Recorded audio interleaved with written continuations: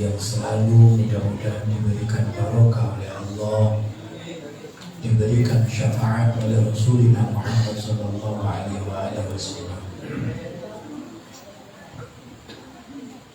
Sedari tadi kita berada di dalam menguntaian kalimat-kalimat indah, pujian-pujian dari hati dan lisan kita panjatkan kepada Allah, kita panjatkan kepada Rasulullah Muhammad sallallahu alaihi wasallam.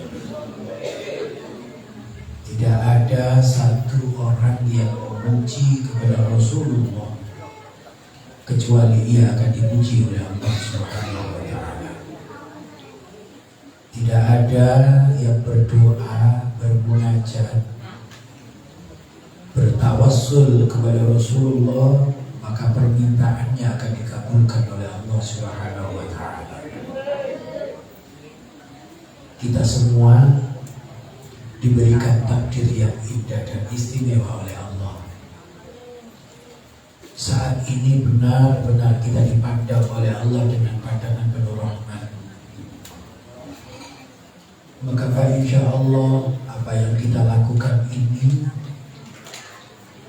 bisa menyebabkan dosa-dosa kita diampuni oleh Allah. Kita dekat dengan Allah. Rasulullah Muhammad sallallahu alaihi wasallam saat ini menyebut nama kita dan menyebut nama orang tua kita. Allah Subhanahu wa taala menciptakan malaikat yang ditugaskan khusus oleh Allah Subhanahu wa taala ketika dari lisan manusia itu keluar bacaan-bacaan sholawat ala Nabi, maka malaikat ini menggenggam, malaikat ini menjaga untuk diantar sampai kepada baginda Rasulullah Muhammad. Malaikat pengantar sholawat kita ini seraya mengatakan bahwasanya wahai Muhammad, ini adalah sholawat min ummatik, bacaan sholawat dari umatmu. Namanya si fulan, anaknya si fulan. Bukan hanya kita yang disebut oleh malaikat di depan Rasulullah Muhammad, akan tetapi orang tua kita juga disebut oleh malaikat tersebut di depan Sayyidina Muhammad.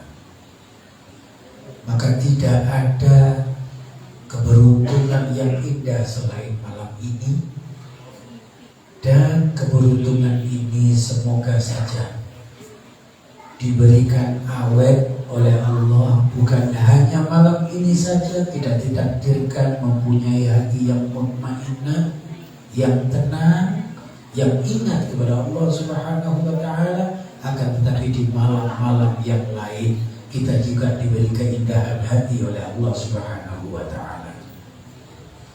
Sholawat merubah nasib kita yang biasa menjadi luar biasa. Ada salah satu ulama sufi. Salah satu ulama sufi ini terkenal, masyhur, setiap waktunya, bahkan setiap detiknya, mulut selalu dibasahi dengan sholawat ala Nabi Muhammad SAW. Ulama ini selalu bersenandung memuji kepada Rasulullah. Satu ketika beliau sowan di pesarean di makamnya Rasulullah, maka beliau menambah sholawat-sholawat tersebut, pujian-pujian kepada baginda Rasul. Ada satu mata yang memandang di belakangnya. Kemudian setelah mata ini memandang, agak lama kemudian orang yang bersolawat setiap saatnya ini disapa oleh orang wahai fulan, kamu berdiri dan ikut saya. Maka si ulama yang biasa membaca sholawat ini, karena diajak oleh seseorang, beliau selalu mengikuti sampai di kediaman orang yang mengajak tersebut. Disuguhi ia makanan, diberikan ia minuman. Tapi ketika sesudah hidangan-hidangan tersebut dinikmati oleh orang yang selalu istiqomah bersolawat ini, si tuan rumah mengatakan, aku benci dengan solawat, aku tidak suka dengan solawat. Dan ketika telingaku ini tadi mendengar bacaan-bacaan solawatmu, sungguh kebencianku bertambah kepada kamu. Maka dia mengambil gunting, dan lidah orang yang bersolawat ini digunting. Allahumma sholli ala sayyidina Muhammad. Merasa kesakitan, si ulama sufi ini kemudian meninggalkan tempat orang tersebut. Ia pulang ke rumahnya sambil membawa putusan lidah itu.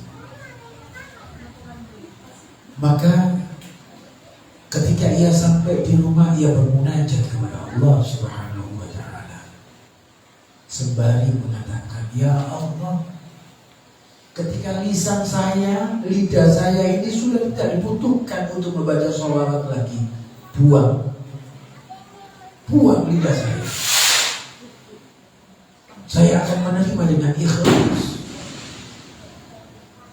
Ketika sholawat saya ini tidak ada manfaatnya, buang sudah lidah saya, karena tidak ada manfaatnya sama sekali ketika saya punya lidah dan tidak membaca sholawat ala Nabi. Maka setelah bermunajat seperti itu sambil menggenggam potongan lidahnya, si ulama tersebut tertidur, dan di tengah-tengah tidurnya beliau bermimpi ketemu dengan baginda Rasulullah Muhammad sallallahu alaihi wasallam. Rasulullah SAW mengatakan,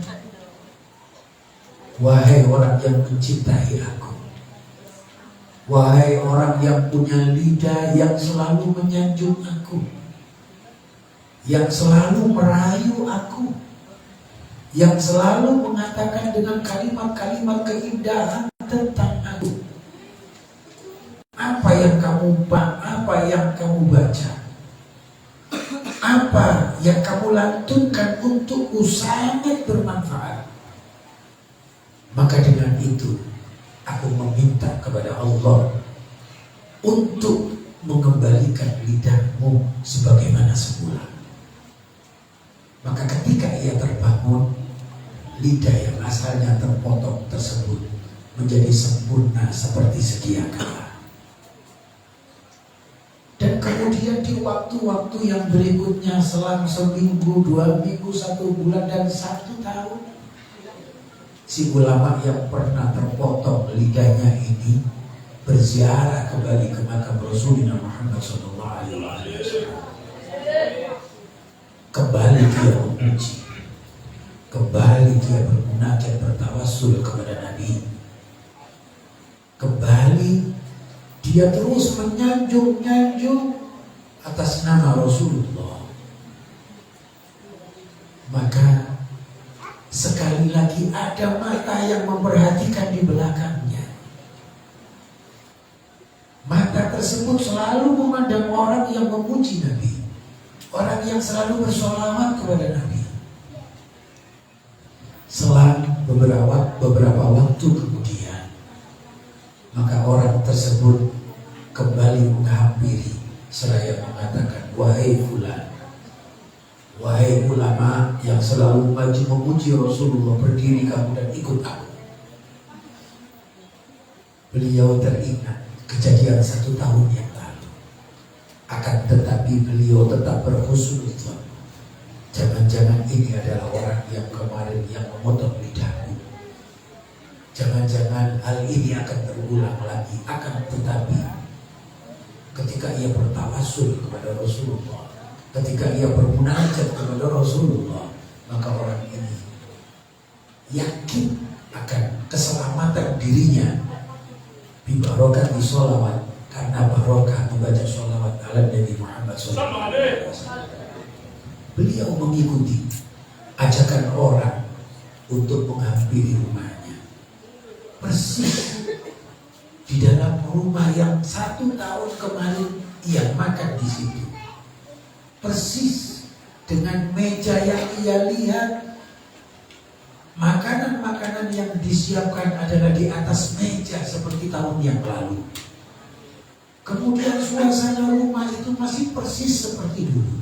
Akan tetapi orang yang mengajak untuk ke rumahnya ini bukan orang yang tahun lalu. Maka beliau si ulama yang ahli membaca sholawat ini menikmati hidangan yang telah disiapkan oleh tuan rumah satu persatu, pelan dengan pelan, yang akhirnya kemudian habis. Kemudian yang tuan rumah ini mengatakan, wahai kiai, wahai syekh, aku tahu kamu mengingat tahun yang lalu. Aku tahu apa yang ada di benakmu pasti teringat kejadian tahun yang lalu, karena lidahmu telah dipotong oleh bapakmu. Sekarang melihat, ikut aku di belakang rumah. Ternyata yang dilihat di belakang rumah itu ada kandang, dan di situ ada kera yang besar, ada orang hutan yang besar. Saya mengatakan, wahai ulama-ulama, ya syekh, wahai guru kami, wahai orang yang dekat dengan Allah, apa yang kamu lihat ini adalah bapak saya. Apa yang kamu lihat ini adalah kesalahan bapak saya, karena telah menzalimi kamu yang ahli membaca sholawat ala Nabi Muhammad SAW. Kemudian anak tersebut seraya mengatakan, berdoalah kepada Allah untuk bapak saya. Mungkin dengan diakhiri ajal bapak saya, penderitaan saya, penderitaan keluarga saya yang menanggung malu pada saat ini akan diambil oleh Allah Subhanahu wa ta'ala. Maka si syekh yang ahli membaca sholawat ini berdoa kepada Allah, ya, dengan kekuasaanmu, dengan wasilah Habibana Muhammad, kekasihmu Sayyidina Muhammad sallallahu alaihi wasallam, apa yang diminta oleh orang ini kabulkan. Setelah si ulama ini mengangkat tangan sembari mengusap wajahnya, tanda diakhiri doanya, seketika itu pula si kera yang ada di dalam kandang ini berubah menjadi wujud bapaknya semula dan kemudian meninggal dunia. Ma'asyarul hadirin, pecinta baginda Rasulullah Muhammad, satu pelajaran buat kita bahwasanya orang yang membiasakan membaca sholawat ala Nabi akan diistimewakan oleh Allah nasibnya. Akan dirubah nasibnya secepat mungkin oleh Allah Subhanahu wa ta'ala. Tidak ada yang tidak mungkin. Tabarakalladzi biyadihil mulk wa huwa ala kulli syai'in qadir. Wa huwa ala kulli syai'in qadir.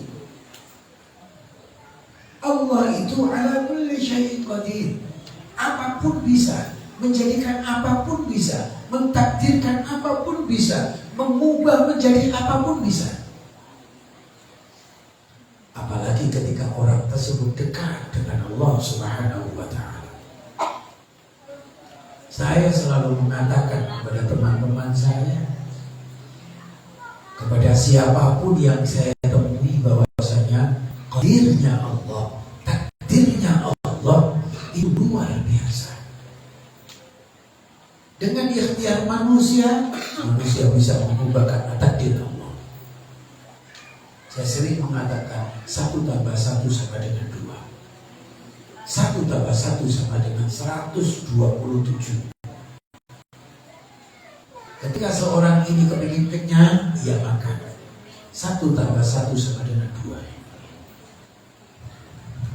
Tapi ketika orang ini kepingin sekali mewujudkan impiannya yang tidak mungkin ia wujudkan, maka ia akan mencari jalan bagaimana caranya 1 tambah 1 ini menjadi 127. Kuncinya adalah dengan munajat kepada Allah, berwasilah kepada Rasulullah Muhammad SAW. Bukankah lidah yang terpotong mustahil untuk bisa kembali? Akan tetapi dengan wasilah sholawat ala Nabi, Allah mentakdirkan lain. Tidak bolehkah Allah mentakdirkan sesuatu yang tidak mungkin menjadi mungkin?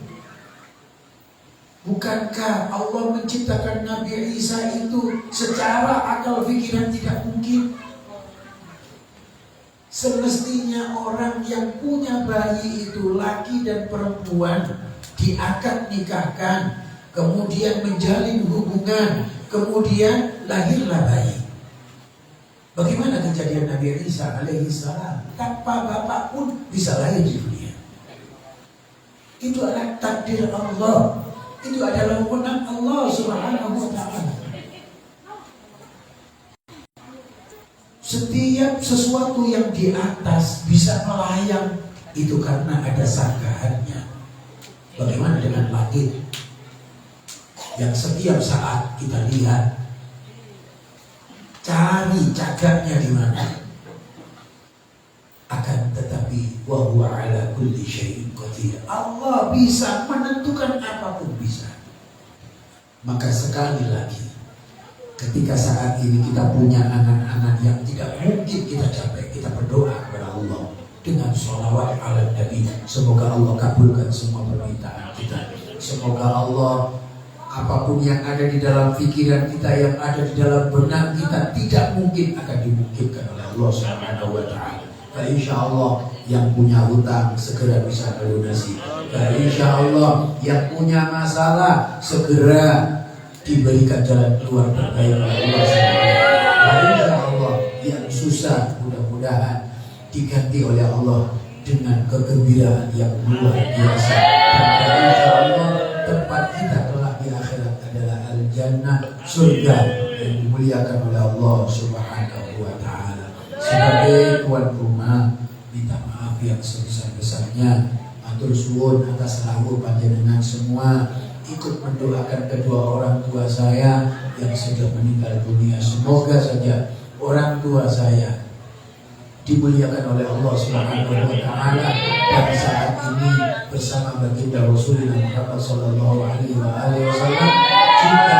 Juga orang tua panjenengan semua yang hadir di sini. Ini saja yang dapat saya sampaikan kepada panjenengan. Kurang lebihnya ada sambutan, ada apapun yang kurang berkenan, sekali lagi saya mohon maaf yang sebesar-besarnya. Ihdinas siratal mustaqim. Wassalamualaikum.